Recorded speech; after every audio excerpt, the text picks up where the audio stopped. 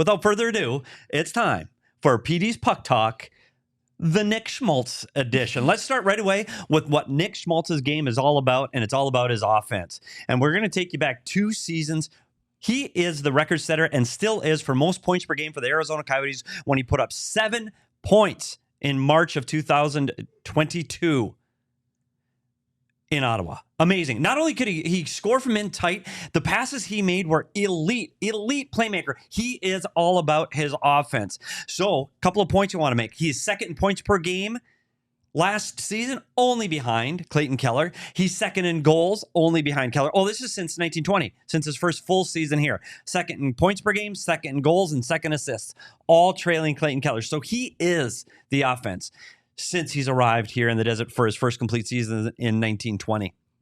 And I want to say why.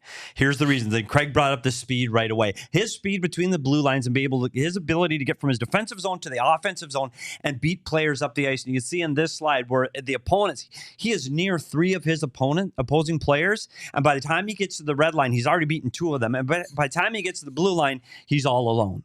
His speed through the neutral zone is one of the things that sets him apart from other players in this league. And again, he gets a shot and a goal. We're going to see it again, his speed coming out of the neutral or defensive zone again. You talk about his ability to beat the player that is standing right next to him. This time it's a defenseman for the Boston Bruins, beats him up the ice, and it's a tap in for a goal, all because of his speed between the blue lines. Again, this is when he's not challenged and there's no physical contact. It's blue line to blue line. Dude is fast. The other thing he's really got at his shot. His shot's elite. And I don't know if he gets enough credit for his shot.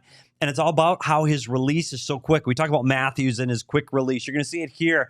When he is able to get a shot clean on a goalie, he has the ability to beat a goalie clean without screens or tips. He shoots that well. And his skill. He's got a long reach for a guy that's only 6 feet tall. He's got good reach. He can beat goalies clean with his quick hands. These are the 3 things: his speed, his shot, and his skill that allow him to be an elite offensive player. So let's look inside his brain. One of the things he does extremely well is he finds open ice. And what does that mean? This offense, when you watch Clayton Keller and Nick Schmaltz on the ice, they're rotating. They're always moving around. In that first slide in the top left, you're going to see Clayton Keller moving from his right to left, and Schmaltz is going right behind him. They have this crisscross movement. They're always moving. As the pass goes to the defenseman from Keller, look at all that open ice in the middle of the offensive zone. Schmaltz knows how to find those spots. He knows where to find spots where the opponent is not, and he's able to score from those spots. His ability to find open ice is one of the things that sets him apart from other players, and especially when you look at players like Carlson or Michelli that go into the traffic, Schmaltz goes away from it. He finds those small spots where there's room. You see here against Chicago, the open ice is behind all of the Chicago players. He sees it, he gets there, gets a pass from Clayton Keller, and the thing to look at on this play, his feet are nearly on the goal line. Delivering a shot from that tight, from that low in the zone is extremely difficult. His skill and the ability to do these tight angle goals, and as we go on, we're going to see many of these goals from that particular spot. He gets it because he can find the open ice. See it again. Again, he's in behind the defenders, so he's not getting that physical contact. He's not getting sticks. He's not fighting to get to the blue paint. He gets to these open areas that are a difficult distance away from the goaltender and really, really tight angles, but he's able, with his quick release, to beat the goaltender clean. And we talk about his quick release. His shot is similar to what you talk about with Austin Matthews, where his wrists have this quick action. When he is in tight, the puck is on his stick and off his stick incredibly quickly, so he can get the shot off before the goalie has an opportunity to move. And so let's look where his goals come from. One thing that I found interesting from Nick Schmaltz's goals is all but one came from the top of the circles in. All of them but one, and that was an empty net goal. So anytime he scored with a goalie in the net, every single one was below the top of the circle. The one, if you see this blue K, there's a light blue K distribution. That's a pass from Clayton Keller across what is known as, Craig, the Royal Road. The Royal Road came up, a term came up by Steve Allicat. Well, he's a goaltender that does a lot of statistics and analytics on puck movements and players and goal opportunities. Yeah, good stuff. Yeah. And so what this means, Royal Road, you can see he's got some shots in there, some tips and some one-timers, but the Royal Road is his most important way of scoring. And what that means is the puck crosses over the Royal Road. And these are all of his 8 goals, and all of these are passed from Clayton Keller across the Royal Road where he shoots immediately. There's some differences in what the percentage is on going up, what the amount is for scoring, but it's incredible. Can you take a moment to explain to people why that pass across the seam creates such great scoring And there's a couple things. Yeah. Because usually the player's in a good scoring position, and you see most of these spots, Clayton Keller's on the dot or near the top of the circle, so you have to defend the shot. So that means the defensive team and the goaltender have to be lined up and prepared for that shot. When you make that pass all the way across, it's the most distance for the goaltender to travel, and you get a goalie moving east to west is the most difficult save he can make. And you look at the goalies now, Andrei Vasilevsky's 6'7". Right. Like, if you get them standing still, you can't beat them. You need to get the goalie moving. So across the Royal Road is the greatest distance to travel, and with his quick release, he can get the shot off before the goalie gets there. Or find holes. Or find holes because they're moving. Yep. And so this is an interesting diagram that really shows how these two have found that synergy. And these passes are made through people and through players, and you're going to see here some examples of that. Again, you see Schmaltz find the open ice. He finds the open ice at the top of the circle. Look how many players they have to pass through to get through that Royal Road. One-timer, look where the goalie is when the puck goes in the net. Not even close. As long as he can release that puck quickly before the goalie can move, he's got a better chance of making the save. You're going to see it again. This is where we talk about the activity when they're moving and crisscrossing at the top of the zone. He finds the open ice way down by the goal line. And Keller's able to make this pass all the way through all of this congested traffic, and he's able to put it right on the stick of Schmaltz, and he's able to put it in behind the defenders. And this is 5-on-5. This isn't on the power play. This is 5-on-5, and Schmaltz finds open ice where he's not being challenged by defenders. And we're going to see it again on the next one. Again, it's the same thing. Find the open ice. Keller takes the puck around the net. This is through 5 players again. Unbelievable pass. He puts himself in an angle that most players can't score from. Quick shot, and it's in the net. This last one's on the power play, and this is why it's so critical on a power play to get through the Royal Road, because when you can get these seam passes, look how much room he has, and it's just a tap in against the goalie on the power play. What else is he good at besides his ability to shoot and score? His puck pursuit, retrievals, and tracking. When he does not have the puck, he wants the puck back. And he is elite. Yeah, I think this is an underrated part of his game that people don't realize. And the best player I've ever seen do it is Pavel Datsyuk. He is phenomenal. And one of the things Pavel did, he was able to do it because of his speed, and that's the advantage that Schmaltz has here, is his speed. So we're going to go through his first one. He anticipates the pass through the neutral zone, and he just stands and waits. And you can see he's a blur on this top picture because he's already moving. He knows that pass is going to get made. He steals the pass in on a breakaway, and he ends up scoring on this play. On this next one, we talk about tracking. Tracking is back checking, where you're trying to beat the opponent back to your defensive zone and break up the play. You can see he's equal to the player on the Tampa Bay Lightning. His speed, by the time they get to the opposing blue line, his speed is beating that player up the ice, used his stick, pushed the puck to his teammates, and the Coyotes are going back the other way. So not only are they not giving up a scoring chance against, they're back on offense. Because, again, what we talked about, his speed through the neutral zone. Here again, it's tracking against Dallas. His speed, he catches a player that's 10 feet ahead of him. He catches him by the top of the circle, knocks the puck off his stick. Down in the bottom set of slides, it's Nashville. Again, not only does he catch them using his speed, his stick work when chasing a player is phenomenal. So it's stick on puck, and they go back the other way. And this is a really good close-up of how he does it. When he goes into a player, he doesn't physically engage with that player. He uses his stick. We call it being under stick. So as you see the Edmonton Oilers player here get his stick on the puck, Schmaltz is right behind him. It's a quick, really quick flick of his wrist, lifts up the opposing stick, and now he has the puck. You're going to see it again. It's the San Jose Sharks, top of the circle, chases him down with his speed, flicks his wrist, lifts his stick, and he's going back the other direction. You're going to see it against St. Louis, where he chases the player down, lifts his stick, and they're out going the other way.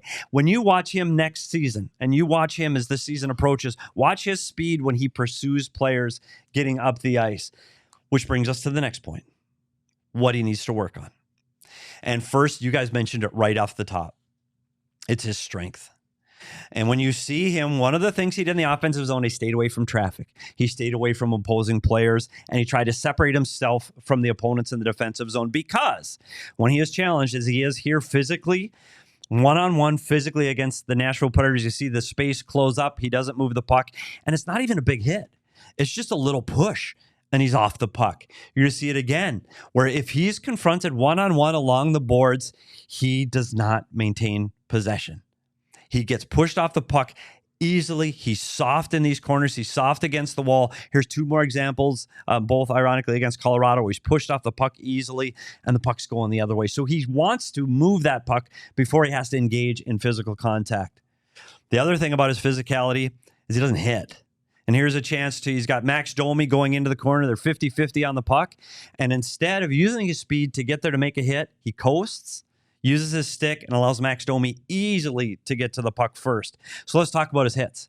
These stats are alarming. Yeah, you told me this last week and I was shocked. Last season, 2023 last season, he was last on the Coyotes with hits with players that had played more than 5 games. He played 63. He is last on the Coyotes in hits per 60. And if you take he was also, this is interesting, in last season, there are only 5 forwards, 5 in all of the National Hockey League, 5 forwards that had fewer hits. And they are Patrick Kane, Troy Terry, Jakob Silfverberg, Jack Hughes, and coming in last is Johnny Hockey. None of those are the only 5 players in the entire league that had fewer hits per 60 than Nick Schmaltz. And since he became a full-time Coyote in 2019-20, he is 41st out of 42 Coyote forwards in hits per 60. The only player who hit less was Phil Kessel. He has got to add this to his game, and that part of his strength. He's got to get stronger to fight people off the puck, and he's got to get stronger to win these one-on-one battles, and he has to get stronger to avoid injuries. It's the third piece we talked about his strength part of his game. Now, I'm not attributing the hit here on Reeves to part of being strength. It was a high hit, and I know I missed a lot of time with that high hit to Reeves. But if you're physically in shape and you can beat these, you can fight off players, you're putting yourself in less danger to get hurt. Yeah, it doesn't explain entirely the hit total because it's too low. But guys who have the puck, possession guys, are by nature going to have less hits. As Dave Thibodeau used to say, if you're out hitting the opponent, that means you don't have the puck, and that's not what you want in a game. Nick Schmaltz has the puck a lot, but it doesn't completely explain away the low hit total. And I think this will start to show some of the reason of the poor hit total. And this is the area of the game that he needs to work on the most, and that is the defensive side of the puck. In the defensive zone. He's got to get better in the defensive zone. And we're going to take a look at some things that are egregious to me in the defensive zone. We talked about his speed. He should be beating players to loose pucks. This is against the LA Kings where the puck is against the wall. His body momentum and the way his body is moving is going away from the puck. Like, he doesn't want to engage. There's 2 Kings there. He needs to. His assignment is to get in there and help and dig this puck out, but he's tentative. He puts his stick out there. He doesn't put his body in there. He drifts away from the pile, and he's standing still. The Kings end up winning the puck because there is no help in the battle. And who gets the puck?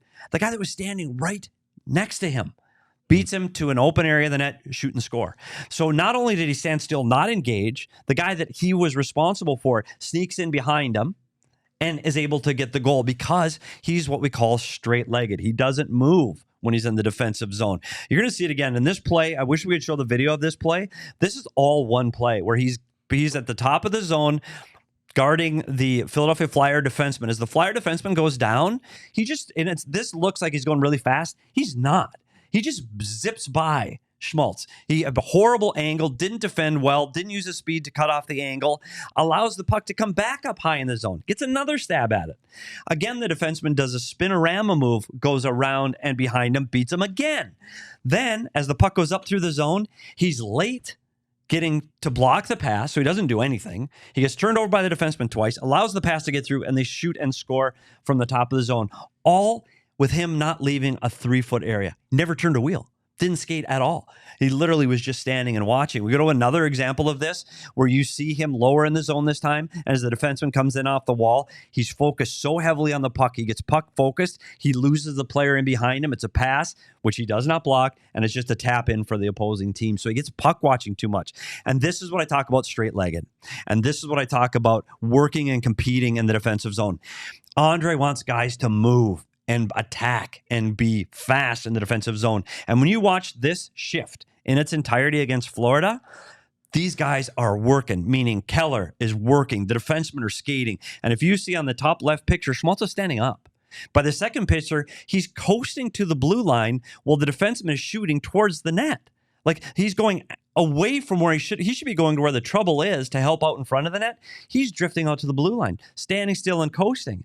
Puck comes, rings around the boards. Again, he's just standing still. He doesn't block the pass to the middle of the ice. He doesn't try to take the Florida Panther player out along the wall. Pass gets through, shot, and a goal, and there he is standing there. He for all the speed this player has and his ability to lift sticks, he doesn't commit that kind of pressure inside the blue line.